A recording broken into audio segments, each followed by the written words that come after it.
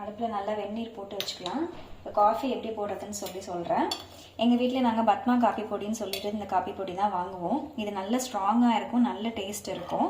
So நாங்கள் ரொம்ப வருஷமாக இந்த பொடி தவிர வேறு எந்த பொடியும் யூஸ் பண்ணது கிடையாது. இங்கே 2 பேருக்கு போடுறதா இருந்தால் நல்லா 6 ஸ்பூன் நல்லா ஃபுல் ஸ்பூனால் எடுத்து போட்டுருங்க. அதுக்கப்புறமா தண்ணி வந்து 1 டம்ளர் வந்து நல்லா வெந்நீர் நல்லா கொதிக்க விட்டுருங்க.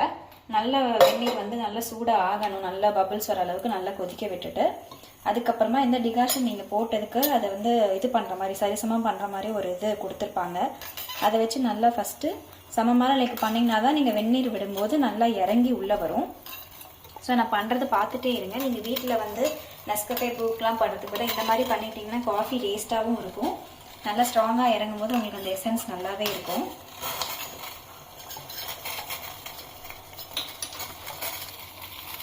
நல்லா கொதிச்சு இதாகட்டும்.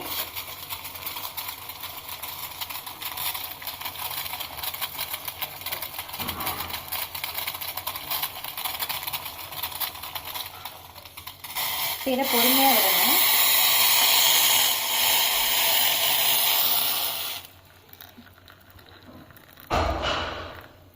ஃபஸ்ட்டு கொஞ்சம் விட்டு நல்லா இறக்கிடுங்க.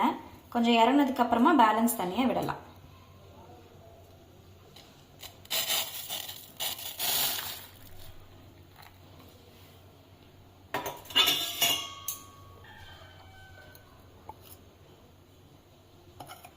நீ இறங்குங்க.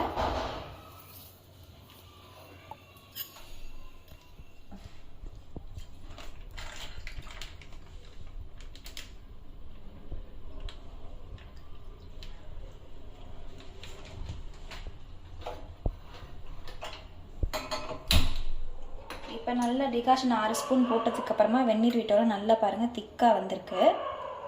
ஸோ அது இறங்கும் போதே உங்களுக்கு தெரியும். ஸோ இந்த டிகாஷன் 2 பேருக்கு தாராளமாக போதும். நமக்கு சைட் பை சைட் பால் காய்ச்சிடுச்சு, நம்ம காஃபி போட்டுடலாம்.